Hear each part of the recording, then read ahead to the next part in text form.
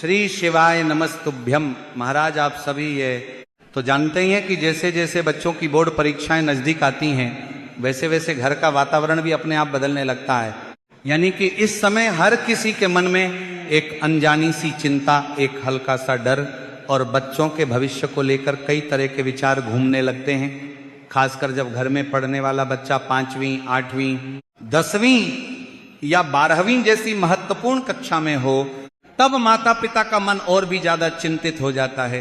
अब महाराज हर माता पिता यही चाहते हैं कि उनका बच्चा परीक्षा में अच्छे अंकों के साथ पास हो, साथ ही परिवार और पूरे का गांव का नाम रोशन करे।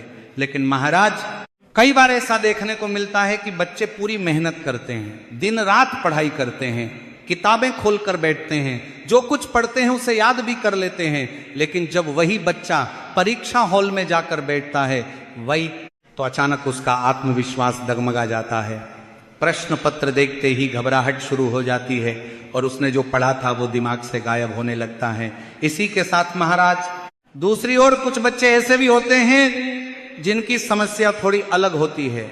ऐसे बच्चे जिनका मन पढ़ाई में लगता ही नहीं है, किताब सामने रखी होती है, समय भी होता है, माता पिता समझाते भी हैं, लेकिन फिर भी बच्चा पढ़ने के बजाय मोबाइल में ध्यान लगाता है, कभी टीवी देखने लगता है।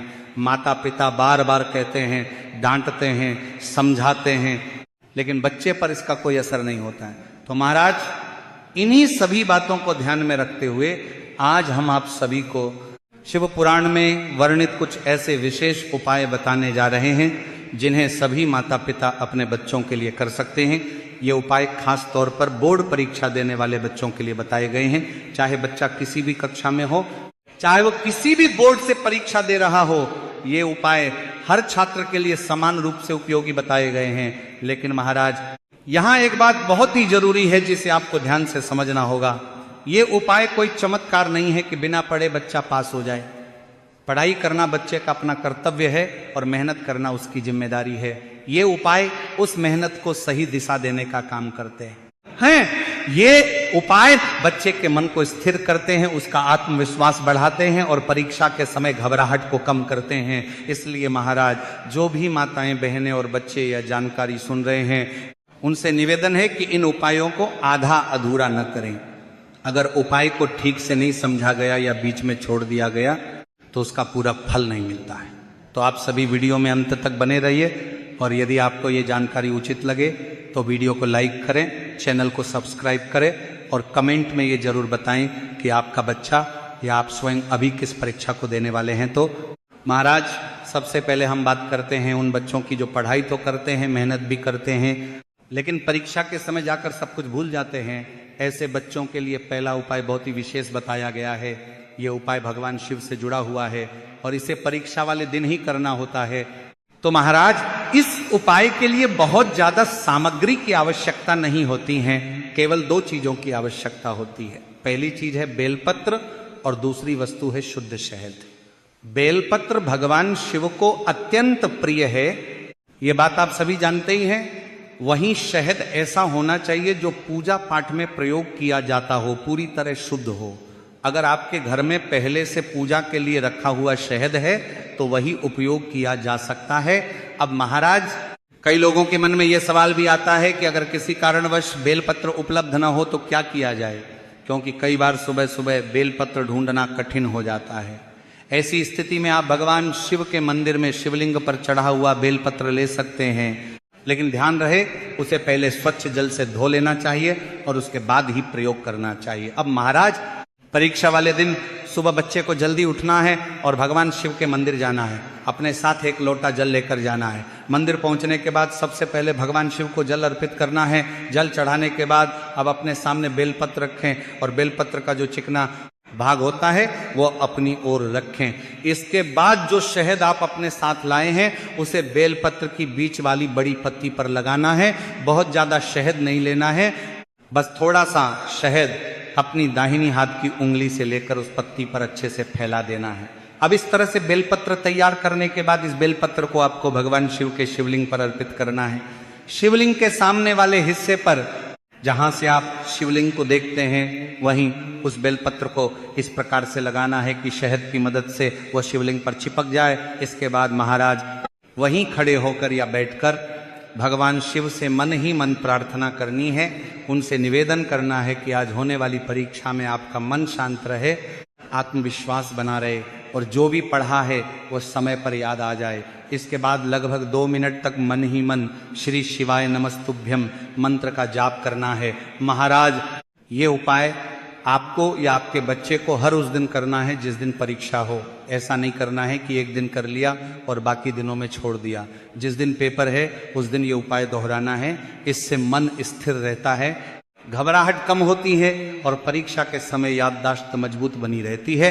तो इस प्रकार से आपको यह पहला उपाय करना है महाराज। अब हम उन बच्चों के बारे में बात करेंगे जिनकी समस्या थोड़ी अलग है। ऐसे बच्चे जो ये जानते हैं कि उनकी परीक्षाएं नजदीक हैं, किताबें भी सामने रखी होती हैं, समय भी उनके पास होता है, लेकिन फिर भी उनका मन पढ़ाई में नहीं लग पाता। जैसे ही बच्चा किताब खोलता है उसका ध्यान कहीं और चला जाता है। कभी मोबाइल देखने का मन करता है, कभी टीवी की तरफ ध्यान चला जाता है, कभी दोस्तों से बातें करने की इच्छा होती है और कभी बिना किसी कारण के इधर उधर टहलने लगता है। अब महाराज, माता पिता ऐसे बच्चों को बार बार समझाते हैं, कभी प्यार से, कभी डांट कर, तो कभी डरा कर भी, लेकिन इसके बावजूद बच्चा मन लगाकर पढ़ नहीं पाता। धीरे धीरे घर का माहौल भी तनावपूर्ण हो जाता है, माता पिता परेशान रहते हैं और बच्चा भीतर ही भीतर और ज्यादा चिड़चिड़ा हो जाता है। तो इसी समस्या को ध्यान में रखते हुए ये उपाय सभी माताओं बहनों करना चाहिए। और ये उपाय परीक्षा के दिन नहीं बल्कि परीक्षाओं से कुछ समय पहले किया जाता है, ताकि बच्चे का मन धीरे धीरे पढ़ाई की ओर लगने लगे। तो महाराज, इस उपाय के लिए बहुत ज्यादा सामग्री की आवश्यकता नहीं होती है।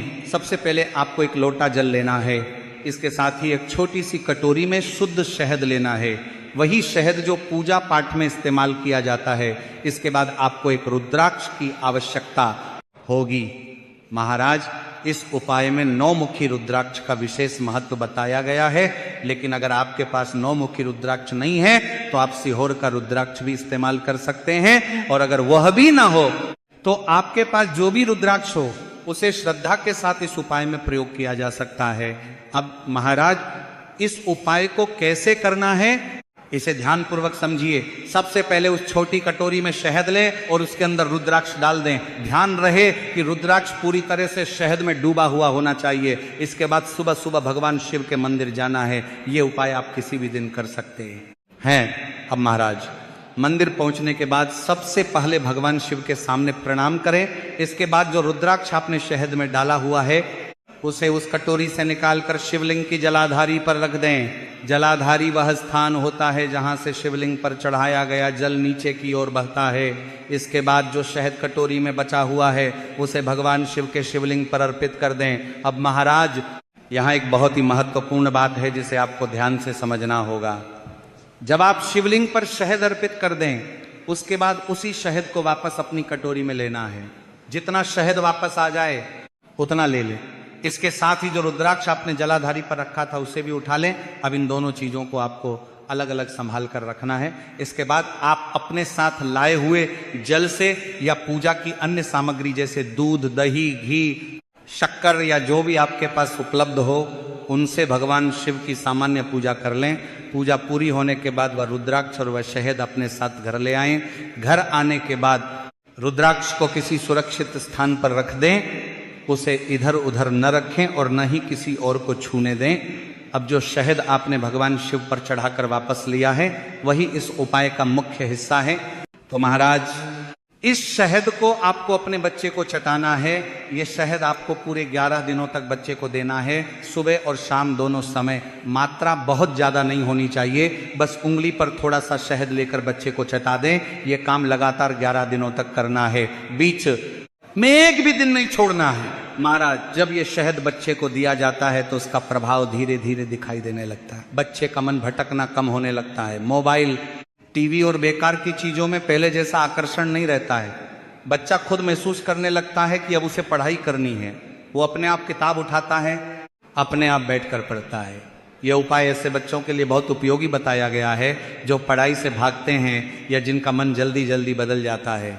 लेकिन यहाँ भी वही बात लागू होती है कि उपाय के साथ साथ बच्चे को अपनी तरफ से थोड़ा प्रयास तो करना ही होगा, किताब खोलनी होगी, पढ़ने की कोशिश करनी होगी। भगवान भी उसी की सहायता करते हैं जो खुद आगे बढ़ने का प्रयास करता है। महाराज, अब हम बात करते हैं तीसरे उपाय की। ये उपाय उन बच्चों के लिए बताया गया है जिनकी समस्या केवल पढ़ाई तक सीमित नहीं रहती है। ऐसे बच्चे जो ना तो माता पिता की बात मानते हैं, न ही उन्हें पढ़ाई में रुचि रहती, बात बात पर गुस्सा करना, चिड़चिड़ा रहना, घर के लोगों से उलझना और धीरे धीरे गलत संगत की ओर बढ़ जाना, ये सभी लक्षण जब किसी बच्चे में दिखने लगते हैं तो माता पिता की चिंता कई गुना बढ़ जाती है। तो महाराज, ऐसे समय में माता पिता खुद को असहाय सा महसूस करने लगते हैं। समझाने पर बच्चा सुनता नहीं, डांटने पर और बिगड़ जाता है और चुप रहने पर गलत रास्ते पर और आगे बढ़ने लगता है। घर का माहौल अशांत हो जाता है। माता पिता के मन में डर बैठ जाता है कि कहीं उनका बच्चा भविष्य में कोई गलत कदम न उठा ले। तो ऐसे बच्चों के लिए आप ये उपाय कर सकते हैं। इस उपाय के लिए सबसे पहले आपको थोड़ी सी लाल चंदन की आवश्यकता होगी। अगर आपके पास लाल चंदन की लकड़ी उपलब्ध है तो उसे घिसकर चंदन के रूप में तैयार कर लें, और अगर आपके पास लाल चंदन पाउडर के रूप में है तो आप उसी का प्रयोग कर सकते हैं। दोनों ही स्थितियों में भाव और श्रद्धा सबसे महत्वपूर्ण है। अब महाराज, उस लाल चंदन को थोड़ा सा जल मिलाकर गीला कर लें और एक लेप या पेस्ट के रूप में तैयार कर लें। ध्यान रहे कि चंदन बहुत पतला भी ना हो और बहुत गाढ़ा भी ना हो, इतना हो कि उंगलियों पर आसानी से लग सके। अब महाराज, यहाँ एक बहुत ही महत्वपूर्ण बात ध्यान से समझिए। इस लाल चंदन को आपको अपनी 3 उंगलियों में लेना है, वही 3 उंगलियां जिनसे हम शिवलिंग पर त्रिपुंड का निर्माण करते हैं। इन 3 उंगलियों में लाल चंदन लगाकर आपको सबसे पहले पहुंचना है बेलपत्र के वृक्ष के पास। महाराज, बेलपत्र का वृक्ष भगवान शिव को अत्यंत प्रिय माना गया है, इसलिए इस उपाय में बेलपत्र के वृक्ष का विशेष महत्व है। उस वृक्ष के पास पहुंचकर अवधूतेश्वर महादेव का स्मरण करते हुए अपनी उन्हीं 3 उंगलियों को बेलपत्र के वृक्ष के तने पर लगा देना है। अब इसके बाद आपको अपनी उंगलियों को कहीं भी नहीं पहुंचना है, न कपड़े में, न जमीन पर और न ही किसी अन्य वस्तु पर। जैसे ही आप बेलपत्र के वृक्ष पर उंगलियां लगाएं, उसी अवस्था में सीधे भगवान शिव के मंदिर की ओर जाना है और मंदिर पहुंचने के बाद उन्हीं लाल चंदन लगी 3 उंगलियों से शिवलिंग पर भी त्रिपुंड का निर्माण करना है और आपको मन ही मन अवधूतेश्वर महादेव का स्मरण करना है। अब महाराज, इसके बाद भी आपको अपनी उंगलियों को धोना नहीं है। शिवलिंग पर त्रिपुंड बनाने के बाद उसी अवस्था में आपको सीधे अपने घर की ओर लौट आना है। रास्ते में भी उंगलियों को कहीं नहीं लगाना है। घर पहुंचने के बाद महाराज, आपको अपने बच्चे के उस कमरे में जाना है जहां वो बैठकर पढ़ाई करता है। वहां उसके पढ़ाई करने वाले स्थान पर उन्हीं 3 उंगलियों से त्रिपुंड का निर्माण कर देना है और आपको मन ही मन अवधूतेश्वर महादेव का स्मरण करना है। तो महाराज, जो भी व्यक्ति इस उपाय को करते हैं तो कुछ ही समय में आप खुद महसूस करेंगे कि बच्चे के व्यवहार में धीरे धीरे बदलाव आने का लगा है। उसका गुस्सा कम होने लगेगा, चिड़चिड़ापन घटने लगेगा, गलत संगत से दूरी बनने लगेगी और सबसे महत्वपूर्ण बात, उसका मन पढ़ाई की ओर धीरे धीरे लगने लगेगा। यह उपाय किसी भी दिन किया जा सकता है, इसके लिए कोई विशेष तिथि या वार आवश्यक नहीं है। तो महाराज, अंत में आप सभी माताओं, बहनों और अभिभावकों से यही निवेदन है कि बच्चों की चिंता में घबराएं नहीं, धैर्य रखें, विश्वास रखें और भगवान शिव पर पूर्ण आस्था बनाए रखें। महादेव करुणा के सागर हैं। सच्चे मन से की गई प्रार्थना और सही विधि से की गए उपाय कभी निष्फल नहीं जाते हैं। यदि आपको ये जानकारी उचित लगी हो, उपयोगी लगी हो और आपके मन को स्पर्श कर गई हो तो इसे दूसरों तक भी अवश्य पहुंचाएं, ताकि और भी माता पिता अपने बच्चों के लिए सही मार्ग चुन सकें। और अंत में कमेंट बॉक्स में हृदय से ओम नमः शिवाय या हर हर महादेव जरूर लिखें। धन्यवाद।